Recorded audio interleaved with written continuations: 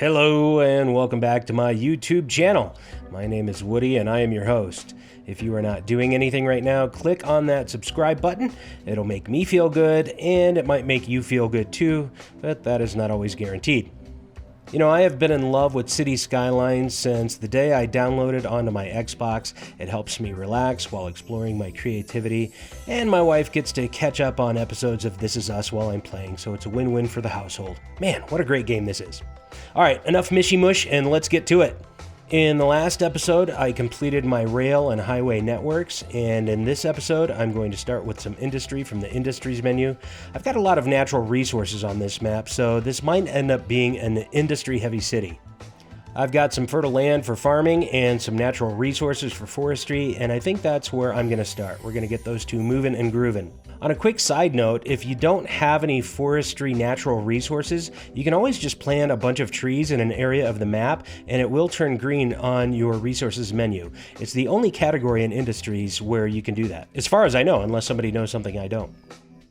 I built this interchange, and across the river I started my forestry area, just randomly plopping forestry buildings and tree fields.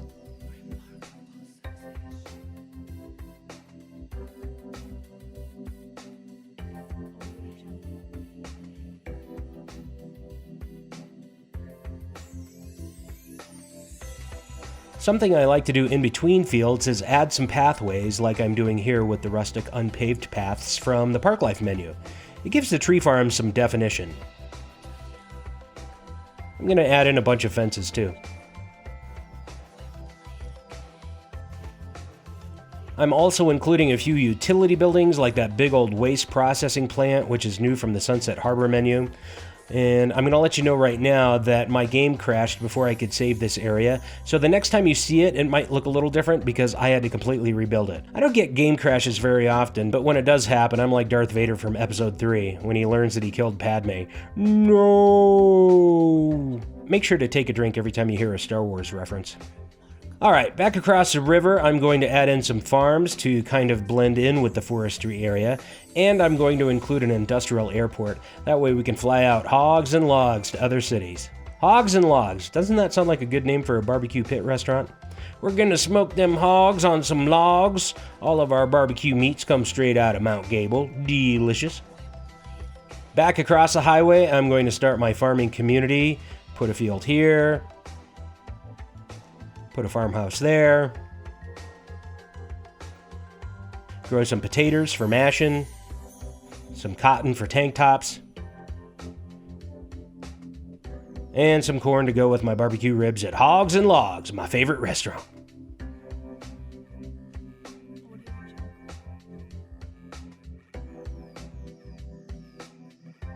Next to the farming area, I'm going to throw in some processing plants. That way I can build some unique factories near the new airport and keep that supply chain running smoothly. Hopefully. I'm a little worried about all the traffic in this area, but we can always adjust that later. I am going to sprinkle in a bunch of earthquake sensors to bridge the power gap so that I don't have to run power lines around and muck the place up. Hopefully, someday this game will have rural power lines. Those old beat-up wooden poles with wires string across would look really good around these parts. By the way, curving a fence around a road can be tricky since the game grid gives you that red no-no line. So I like to start at the corner, go to the wheel menu and option for freeform, and it looks something like this.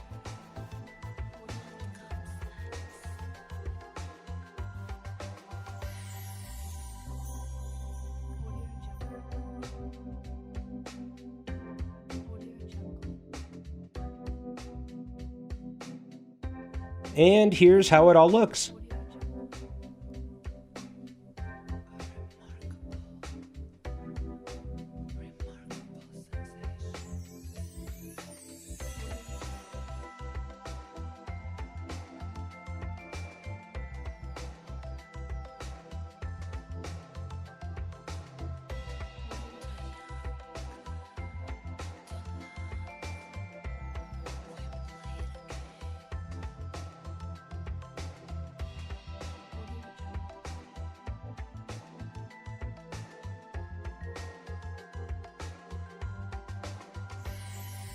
In the next episode, I'm going to build up the area around the new airport and try and squeeze in a cargo rail hub.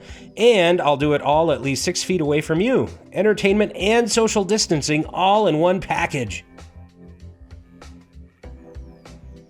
Hey, leave a comment below. I love getting them. Like and subscribe, and I will see you in the next episode. Stay healthy and stay happy.